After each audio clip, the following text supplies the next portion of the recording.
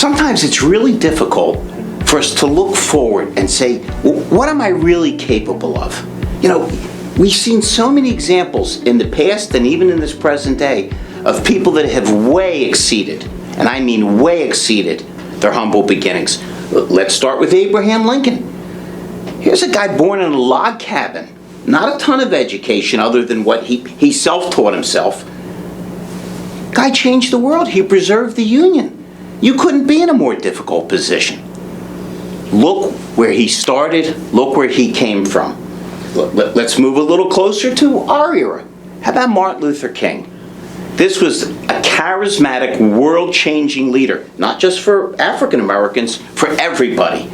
He didn't really want to be in that position. He was more laid back. He was comfortable being where he was, but he got forced into it, right? What's the old expression? Some people are born great, some achieve greatness, and some have greatness thrust upon them. You talk about a guy that put a lever to the world and moved it. Look what the gentleman was able to accomplish. Hey, let's move to the present day. Elon Musk. Here's a guy that was bullied as a child and didn't have the best relationship with his father. Boy, plenty of excuses to be neurotic and unsuccessful, right? Every possible excuse that we hear all the time. When I was a kid, it was real simple. The most valuable car company was General Motors in America, followed by Ford and Chrysler, and yeah, you heard some rumblings from Toyota and Nissan and Honda. Who would ever dream that somebody would come, not from any of these companies, invent a whole different kind of car and have a bigger valuation than any of these car makers?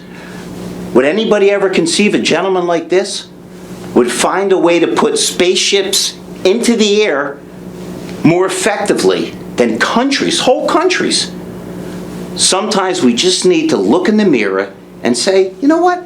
I'm looking back at you. I can accomplish anything if I put my mind to it. Remember, everything's impossible right up until the minute that it happens. We need to look past what's right in front of us and realize until you try it, you just don't know. If these people can do it, great as they were, who's to say that we all can? I'm Larry Feldman. Thank you so much for listening to my Larry Talk.